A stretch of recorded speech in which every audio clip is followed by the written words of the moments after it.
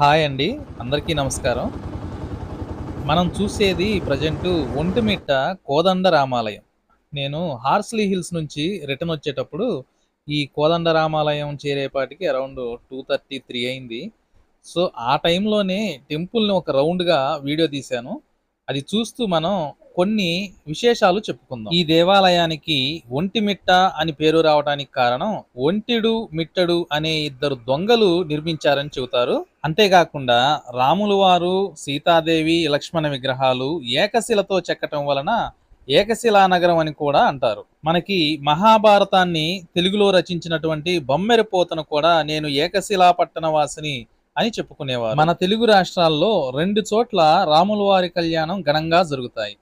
మొదటిది భద్రాచలం అయితే రెండవది ఒంటిమిట్ట.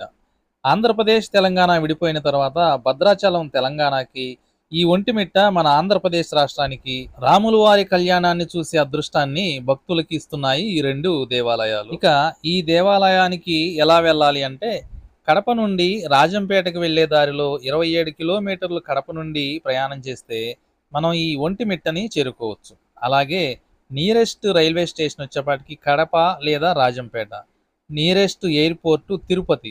తిరుపతి నుంచి 100 కిలోమీటర్ల దూరంలో ఉంటుంది. అన్ని చోట్ల కంటే ఇక్కడ భిన్నంగా రాత్రిపూట పౌర్ణమి వెన్నెలలో కళ్యాణం జరగటం విచిత్రం. అసలు ఇలా ఎందుకు జరుగుతుందో తెలుసా మీకు? పాల సముద్ర మదనంలో వచ్చిన చంద్రుడు స్వామివారిని అడుగుతాడంట, స్వామి నీ కళ్యాణం నేను పగలు చూడలేకపోతున్నాను అనేసి. సో అప్పుడు స్వామివారు ఇక్కడ ఈ ఒంటిమిట్టలో నా కళ్యాణం రైత్రిపూట జరిగిద్ది పౌర్ణమి వెన్నెల్లో, మీరు వీక్షించవచ్చు అని అభయమిస్తాడు. ఆ విధంగానే ఇక్కడ రైత్రిపూట జరుగుతుంది కళ్యాణం అనేసేసి పురాణాల ప్రకారం తెలుసు. ఇదిగోండి ఈ కనపడేదే యాత్రికులు వేచి ఉండే హాలు. 24 అవర్స్ అన్ని సౌకర్యాలతో ఎప్పుడూ ఓపెన్ గా ఉంటుంది. జస్ట్ ఒక ఆధార్ కార్డు చూపిస్తే చాలు మనం ఇక్కడ స్టే చేయవచ్చు. ఏ టైం అయినా రావచ్చు. ఈ దేవాలయ నిర్వహణ బాధ్యత మొత్తం మన ప్రభుత్వం తిరుమల తిరుపతి దేవస్థానం వారికి అప్పగించడం జరిగింది. అప్పటి నుంచి డెవలప్మెంట్ మామూలుగా లేదండి, చాలా బాగా డెవలప్మెంట్ జరుగుతుంది. అసలు స్వామివారు ఇక్కడికి ఎలా వచ్చారో చూద్దాం. రామలక్ష్మణులు చిన్నపిల్లలుగా ఉన్నప్పుడు విశ్వామిత్రులు వారు వాళ్ళని యాగరక్షణకై తీసుకువెళ్లారు అన్న విషయం తెలిసిందే. కానీ సీతారాముల కళ్యాణం జరిగిన తరువాత కూడా అలాంటి సందర్భమే ఒకటి జరిగింది. మృకుండు మహర్షి, శృంగ మహర్షి ప్రార్థనతో రాములు వారు లక్ష్మణ సమేతుడై ఇక్కడికి యాగరక్షణకై వస్తారు. ఆయన వచ్చేటప్పుడు అంబుల పొది, పిడిబాకు, కోదండం పట్టుకుని రావటం వలన అదే విధంగా ఏకశిలా విగ్రహాలను చెక్కడం జరుగుతుంది. ఇక్కడికి వచ్చిన తరువాత సీతాదేవి దాహం వేస్తుంది అని అడగ్గా స్వామివారు రామబాణంతో పాతాళ గంగని పైకి తీసుకురావడం జరిగింది.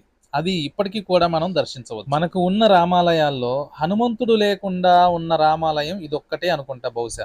దీని అర్థం రాములు వారు ఇక్కడికి వచ్చేటప్పటికి ఆంజనేయ స్వామి ఇంకా రాముల వారికి పరిచయం అవ్వలేదు. ఈ దేవాలయంలో ఉన్న ప్రఖ్యాతమైన ప్రసిద్ధి చెందిన బావి గురించి చెబుతానండి. ఇమాం బేగ్ బావి అంటారు దాన్ని.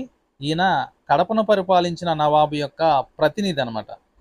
16వ శతాబ్దంలో ఈయన ఒకసారి ఈ దేవాలయానికి రావటం జరుగుతుంది. చాలా మంది భక్తులు ఆ గుడి దగ్గర రాముల వారి దర్శనానికై వెయిట్ చేయటం వల్ల ఇంత ప్రసిద్ధి ఏముంది, ఇంత ప్రఖ్యాతత ఏముంది, పిలిస్తే పలుకుతాడా మీ రాముడు అని 3 సార్లు రాముల వారిని పిలవగా 3 సార్లు కూడా రాముల వారు రిప్లై ఇవ్వటం జరుగుతుంది. దానికి ఆశ్చర్యపడిపోయిన ఈయన యాత్రికుల కోసం ఒక బావిని తవ్వటం జరుగుతుంది. అదే ఇమాం బేగ్ బావి. అందుకే ఈ దేవాలయంలో కులమత భేదాలు పట్టింపు లేకుండా స్వామివారి దర్శనం చేసుకుంటారు. సో దేవాలయం లోపల చూపించలేదు అని బాధపడకండి. ఇంకోసారి కంపల్సరీగా వెళ్ళి వీడియో తీసి మీకోసం మొత్తం క్లారిటీగా లోపల చూపిస్తాను. సో ఇప్పుడు ఏంటంటే జస్ట్ బయట పక్క వరకే చూపిస్తున్నాను. మీరు ఈ దేవాలయానికి వెళ్ళినప్పుడు ఇమాం బేగ్ బావి మరియు రామతీర్థం ఇవి తప్పనిసరిగా చూడండి. వీడియో కనుక నచ్చినట్లయితే వీడియోని లైక్ చేయండి, ఛానల్ని సబ్స్క్రైబ్ చేయండి. అందరికీ ధన్యవాదాలు. జై శ్రీరామ్.